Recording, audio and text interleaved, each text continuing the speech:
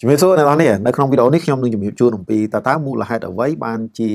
ថ្មីនេះ YouTube ធ្វើការលុបនៅវីដេអូរបស់ creator ជាច្រើនចេញពី channel ឬក៏លុបនៅ channel YouTube របស់ creator របស់យើងចេញពី platform របស់ YouTube តែម្ដងមែនតើមិនមែនកើតឡើងសម្រាប់តែនៅកម្ពុជារបស់យើងទេគឺការសម្អាតការជំរះការលុបនេះគឺកើតឡើងគ្រប់ creator ទាំងអស់នៅលើពិភពលោកមានន័យថា creator ណាដែលផលិតខុសគោលការណ៍ឬក៏បានកសាងនៅកំហុសឆ្គងដែល YouTube អាចនឹងដាក់ពីនៅក្នុងការលុបវីដេអូចេញពី channel ឬក៏បើសិនជាទោសកំហុសនោះវាធ្ងន់ធ្ងរគឺមានន័យថា remove channel នឹងចេញពី platform YouTube តែម្ដងហើយសិទ្ធនៅក្នុងការទាមទារយកមកវិញនោះគឺភាគរយអាចនឹងមានខ្លះឬក៏ភាគរយខ្ពស់ណាស់ដែលពិបាកនៅក្នុងការទាមទារយកត្រឡប់មកវិញអញ្ចឹងបើសិនជាអ្នកនរគ្នាចង់ឲ្យការផលិតនៅមាតិការបស់អ្នកនរគ្នាឬក៏ការផលិតនៅវីដេអូរបស់អ្នកនរគ្នាជៀសផុតពីការ remove វីដេអូចេញពី channel ឬក៏លុប channel ចេញពី platform របស់ YouTube ឬក៏ដកសិទ្ធនៅក្នុងការ monetize វីដេអូរបស់យើងដើម្បីកសាងនៅប្រាក់ចំណូលដើម្បីរកចំណូលនៅលើវីដេអូរបស់យើងនៅលើ platform របស់ YouTube អ្នកនេះអាចមើលវីដេអូរបស់ខ្ញុំនេះរហូតដល់ចប់ខ្ញុំនឹងជម្រាបជូនអំពី4ចំណុចពិសេសដែលធ្វើឲ្យអ្នកនេះអាចគេចផុតពីការលុបនៅវីដេអូចេញពី channel ឬក៏ការដកសិទ្ធនៅក្នុងការផ្សាយពាណិជ្ជកម្មមានន័យថាដកសិទ្ធនៅក្នុងការដាក់វីដេអូរបស់យើងឲ្យមាន monetize ឬក៏អាចលុបនៅ channel របស់យើងចេញពី YouTube តែម្ដងអញ្ចឹងចំណុចទី1ខ្ញុំនិយាយអំពី spam អ្នកនេះនៅពេលដែលយើងនិយាយអំពី spam អ្នកនេះត្រូវផ្ដោតខ្ញុំផ្ដោត spam កន្លែងនេះខ្ញុំចង់ផ្ដោត spam ទៅលើវីដេអូ spam ទៅលើវីដេអូមានន័យថាអ្នកនរនេះបានយកវីដេអូរបស់អ្នកដទៃយកទៅដាក់អានឹងក៏មានឬក៏អ្នកនរនេះអាចផលិតវីដេអូនឹងចេញពីទូរស័ព្ទ smartphone របស់យើងហើយផលិតចេញពី digital camera មានន័យថាចេញពីកាមេរ៉ាម៉ាស៊ីនកាមេរ៉ារបស់យើងនឹងគឺ original វីដេអូមែនប៉ុន្តែគំរូឬក៏លំនាំនៃការផលិតវីដេអូនោះគឺយើងយកគំរូតាម creator មុនឬក៏ creator ដែលយើងបានមើលឃើញនៅក្នុង YouTube ហើយអញ្ចឹងមានន័យថាយើងគ្រាន់តែថតខ្លួនឯងចេញពី smartphone យើងគ្រាន់តែថតខ្លួនឯងចេញពី digital camera ប៉ុន្តែមានន័យថាលំនាំនៃការដើរតួនៃការសម្ដែងនៃការបង្ហាញនឹងឬក៏របៀបរបបនឹងគឺដូចគេអញ្ចឹងអានឹងក៏មានន័យថា spam ដែរមានន័យថាវាកើតឡើងច្រើនគ្នាមែនទែននៅលើ YouTube អញ្ចឹងមានន័យថាវីដេអូជាច្រើនគឺមានលំនាំដូចគ្នាដដែលគ្រាន់តែថាអ្នកផលិតនឹងឬក៏តួនឹងផ្សេងគ្នាអានឹងក៏គេឲ្យឈ្មោះថាវា spam ដែរមួយទៀតដែលខ្ញុំចង់និយាយមួយទៀតនោះគឺ spam ពាក់ព័ន្ធមួយសកម្មភាព spam ពាក់ព័ន្ធមួយសកម្មភាពនោះមានន័យថាជួនកាលយើងផុសចូលទៅក្នុង channel របស់យើងដែលកំពុងរកលុយនឹងហើយយើងមាន channel មួយទៀតធំយើងយកអា channel ធំនោះយកទៅ share យកទៅអូសគេហៅថាអូសឬក៏ share ឬក៏ធ្វើជា traffic ដែលអត់ស្ថិតនៅក្នុងលក្ខខណ្ឌឬក៏គោលនយោបាយរបស់ YouTube មានន័យថាយើងចូលទៅ share មួយថ្ងៃ 3-4 ដងហើយត្បិតតែ share ទៅឃើញឡើង view ឡើងលុយភ្លាមមែនប៉ុន្តែការ share ទាំងអស់នោះគឺជាការ share ដែលខុសគោលការណ៍ខុស policy របស់ YouTube អញ្ចឹងមានន័យថានៅពេលដែល YouTube ចាប់បាននៅពេលដែល YouTube ធ្វើការស៊ើបអង្កេតឃើញនោះមានន័យថា YouTube នឹងដកសិទ្ធនៅក្នុងការរកលុយឬក៏អាចនឹងយើងហៅថា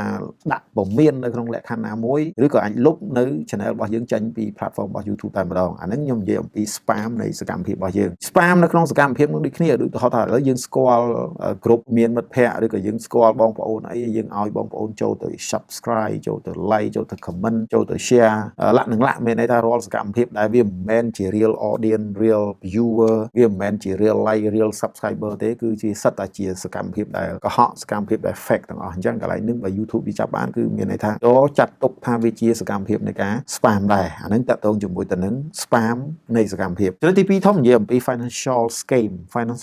នេះគឺពាក់ព័ន្ធជាមួយទៅនឹងសកម្មភាពច្រើនដែលឧទាហរណ៍ថាឥឡូវបងប្អូនធ្វើវីដេអូហើយកុហក viewer កុហកអ្នកមើលថាអ្នកមើលនឹងទទួលបានលុយឬក៏ទទួលបានលទ្ធផលណាមួយប៉ុន្តែដល់ពេលជាក់ស្ដែងនៅពេលដែលយើងចូលមើលទៅក្នុងវីដេអូអត់ទទួលបានដូចអ្វីដែលយើងបានដាក់នៅក្នុង thumbnail ដាក់នៅក្នុងចំណងជើងទេមានន័យថាយើងបោកទំនុកចិត្តរបស់គាត់គេហៅ scam កន្លែងហ្នឹង scam បើភាសាមួយទៀតយើងហៅថា misleading ទៅលើ thumbnail មានន័យថា thumbnail ដាក់ផ្សេងប៉ុន្តែ content ឬក៏សាច់វីដេអូហ្នឹងគឺវាទៅជាផ្សឹងមួយទៀតហ្នឹងក៏យើងហៅថា scam ដែរមួយទៀតយើងអាច scam រូបភាពមួយទៀតគឺ scam ជាមួយទៅនឹង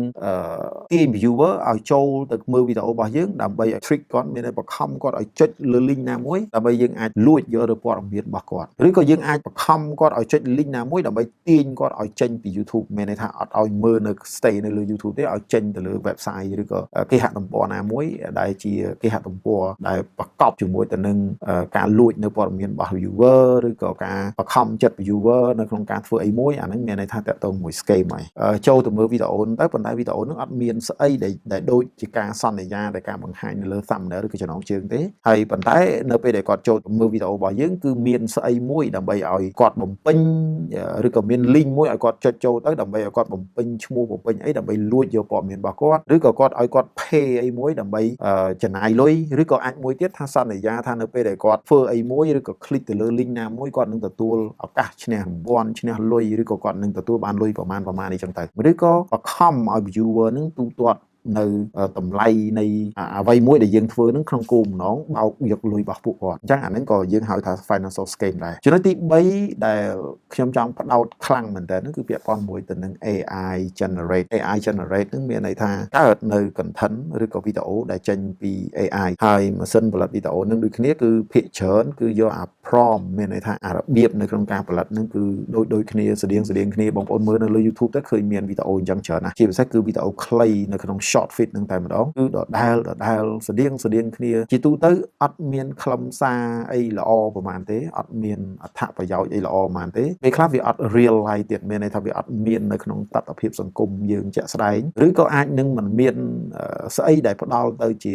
បើថាឲ្យ entertain ទៅវាមិនប្រចំថា entertain បើសិនជាទៅជា education ទៅវាមិនចំថាជា education បើវាអត់ទៅជាផ្នែកណាមួយទេវាហាក់បីដូចជាវីដេអូនឹងអត់មានតម្លៃអត់មានបង្កប់ខ្លឹមសារអីមួយដែលផ្ដល់ផលប្រយោជន៍ណាមួយទៅកាន់អ្នកមើលវាអត់មានណា YouTube សម្រាប់ចិត្តនៅក្នុងការ remove channel នឹងចោលតែម្ដងអញ្ចឹងបើសិនជាបងប្អូនកំពុងតែផលិតវីដេអូចេញពី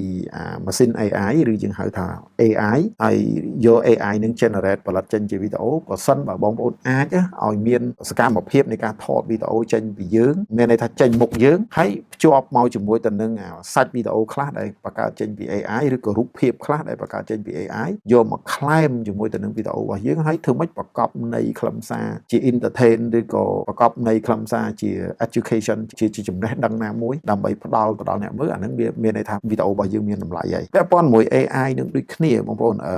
ភាគច្រើន YouTube remove ទៅនឹងដោយសារថាអី low quality low quality ពាក្យថា quality មួយម៉ាត់ហ្នឹងមានន័យថាគុណភាពនៅលើវីដេអូនៅលើសាច់វីដេអូនៅលើ content ហ្នឹងគឺវាអត់មាន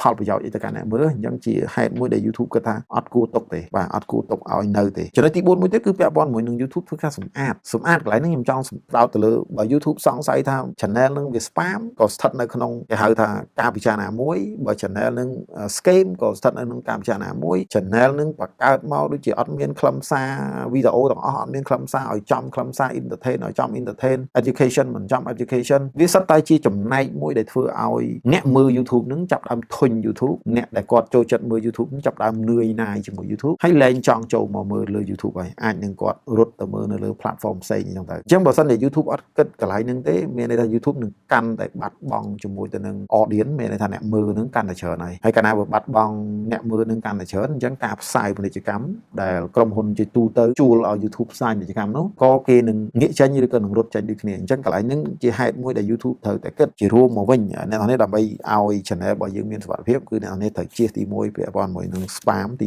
1ទី2គឺ financial scam ឬក៏សកម្មភាពទាំង line ណាដែលពាក់ព័ន្ធមួយការបោកបញ្ឆោតបោកប្រាស់ពិសេសគឺផ្ដោតទៅលើព័ត៌មានរបស់អ្នកប្រើប្រាស់ឬក៏ viewer ឬក៏ពាក់ព័ន្ធជាមួយទៅនឹងហិរញ្ញវត្ថុរបស់គេទី3ពាក់ព័ន្ធមួយនឹងគេ AI បើសិនជាអ្នកនរនេះចង់ឲ្យ AI នឹងជួយយើងអ្នកនរនេះផលិតវីដេអូ original មាន claim ជាមួយទៅនឹងវីដេអូ AI នោះមានន័យថាគុណភាពតម្លៃនៃវីដេអូឬក៏ content របស់យើងគឺកាន់តែល្អសូមកុំ copy flow ឬយើងហៅថារបៀបនៅក្នុងការធ្វើវីដេអូនឹងតាមគេកន្លែងនេះខ្ញុំសូមនិយាយអំពី content ហ្នឹងខ្ញុំចង់ផ្ដោតទៅលើថាអាសាច់វីដេអូនឹង original ហើយអារឿងសម្ដែងតាក់តែងសាច់រឿងដែលយើងសម្ដែងដែលយើងមាននៅក្នុងវីដេអូរបស់យើងហ្នឹងគឺមិនមែនយកលំនាំតាមណាមួយទេគឺជា unique របស់យើងគឺជាគេហៅថាចំណុចពិសេសរបស់យើងដែលអត់មានអ្នកណាផ្សេង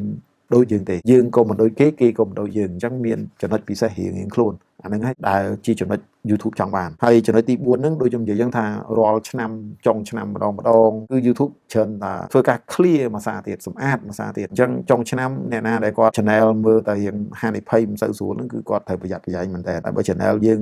ល្អស្អាត channel របស់យើង original 100% ទេគឺវាមិនជាបញ្ហាទេអញ្ចឹង4ចំណុចនេះសង្ឃឹមថានឹងអាចជួយដល់អ្នកនរគ្នាឲ្យទៅជាគំនិតទៅជាបំណិនខ្លះដើម្បីអាចជៀសផុតពីការ remove វីដេអូឬក៏ដកនៅសិទ្ធិផ្សាយពាណិជ្ជកម្មយើងហៅថា monetize មួយទៀតគឺជៀសវាងអំពី ពីការជាប់ពមៀនអីផ្សេងធំឬក៏អាចលុបនៅ channel របស់យើងចេញពី platform របស់ YouTube តែម្ដងខ្ញុំថាអ្នកនរគ្នានឹងគេចផុតពីបញ្ហាទាំងអស់នេះប៉ុន្តែសូមលើកទឹកចិត្តឲ្យអ្នកនរគ្នាស្វែងយល់ឬក៏រៀនសូត្រអំពីគោលនយោបាយរបស់ YouTube ឲ្យបានច្រើនមែនទែនតាមដែលអាចធ្វើទៅបានហើយជាប្រចាំនោះអ្នកនរគ្នានឹងមានចំណេះដឹងពាក់ព័ន្ធជាមួយទៅនឹង YouTube នឹងកាន់តែច្រើនហើយហានិភ័យឬក៏អត្រាដែលយើងកសាងកំហុសនោះក៏ស្ទើរតែគ្មានដែរអញ្ចឹងជាចុងក្រោយសូមជូនពរអ្នកនរគ្នាសុខភាពល្អហើយជោគជ័យទៅលើកិច្ចការងារទាំងអស់គ្នាពីខ្ញុំភិរមសូមអរគុណសូមជម្រាបលា